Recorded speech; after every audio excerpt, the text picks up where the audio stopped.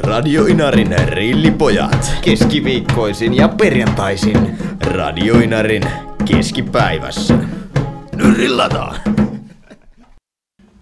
Tervetuloa tänne Radio Inarin grillipoikien sessioiden pariin jälleen kerran. Tänään meillä on vuorossa täytettyjä herkkusieniä. Täällähän näitä sieniä näyttääkin jo olevan useita kappaleita. Näitä tosiaan sitten täyttelemme ja laitamme rilliin ja rilli kuumaksi ja menoksi.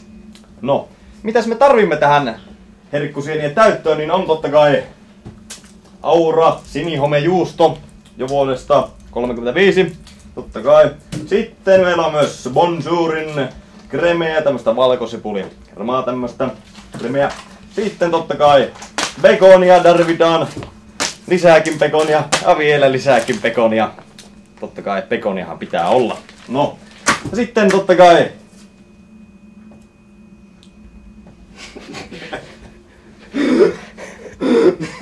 ja sitten lisukkeiksi totta kai tarvitsemme tällaista grillisalaattia, chilin makuista sellaista. No niin, siinä olisikin sitten tarvittavat raaka-ainekset, mitä me tähän operaatioon tarvitsemme. Totta kai täällä on grillauskastiketta valmiina ja sitten on näitä cocktail-tikkuja. Cocktail-tikkuja pitää muistaa ottaa, niillä pistetään kiinni nuo pekonit noihin sieni. Totta kai, muuten se on ilkeä, kun pekonit irrallaan sillä lentelee miten sattuu. No, mutta me tarvitsemme vielä voiveitsen. Käykääpä joku hakemassa. Siinä, kiitos. Mä aloitan tekemään tälle, että pistetään lautasia pöydälle. Tuota varten. Crème bonjouria ja Kyllä. nyt aletaan ottamaan näitä pestyjä ja se mikä se on? Kantaosa irrotettu. Kantaosa on irrotettu ja ne on pesty, siksi ne on märkiä. Kyllä. Kai tiesit sen? Tiesin kyllä. No niin, ja meillä on täällä tämmönen aloitettu sinihomejuusto rasia, niin me tehdään puolet näitä sinihomejuustosieniä ja puolet crème bonjour-sieniä. Ja aina pekonia tietenkin ympärille 2 kappaleen. Voit alkaa tekemään niitä siitä. Minä laitan tänne oman aloitan tällä crème bonjourilla. Kyllä, näin. Se on.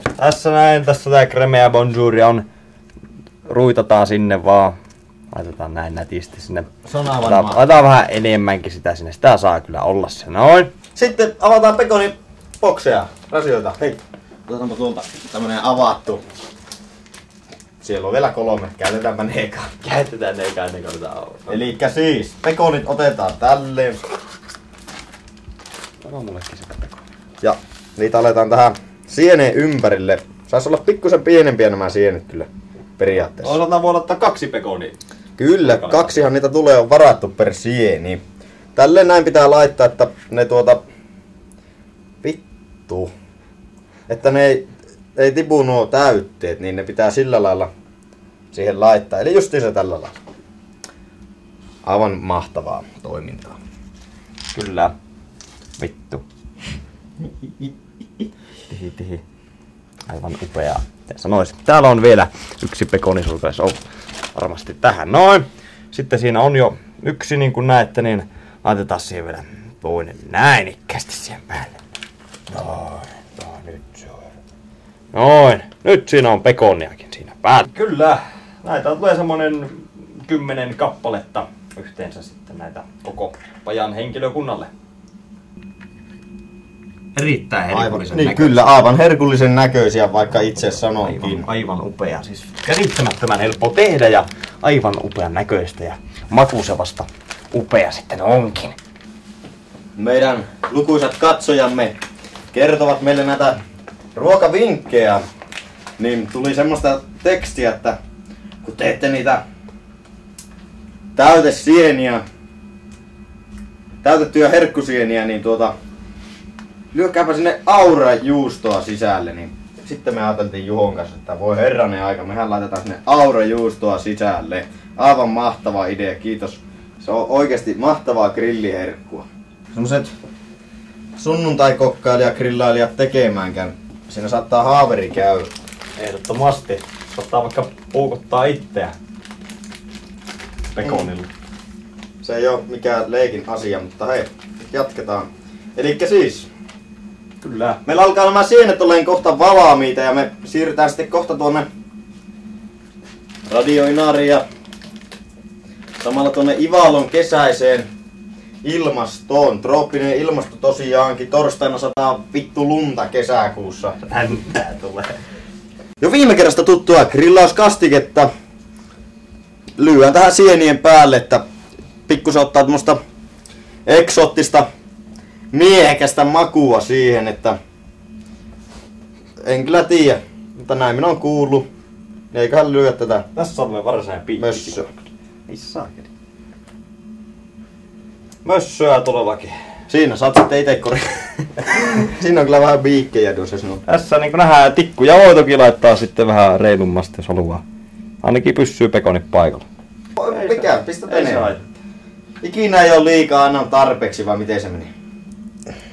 Ihanaa. Mahtavalta, kyllä. Se kyllä luonnistui ihan hyvin. Ja nyt laitetaan muutama siivu pekonia Kaikki siihen. loput pekonit vaan siihen. Joo, tämä on semmonen yllätysherkku, jonka joku onnekas saa itselleen tämän päivän aikana, kun tässä alamme grillaamaan. Pekoniahan tosiaan saa käyttää niin paljon kuin vain lystää ja ikinä ei ole pekonia liikaa, vaan Aina on tarpeeksi.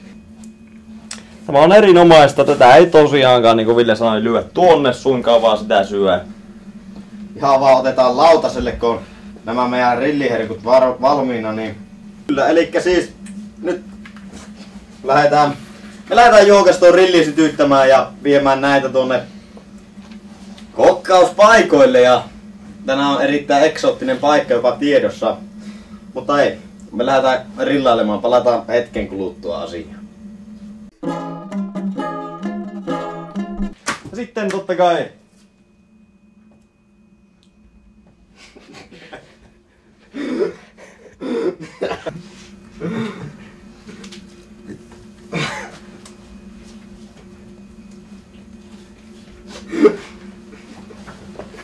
mä sain se auki. Ja se auki. Nyt rillataan.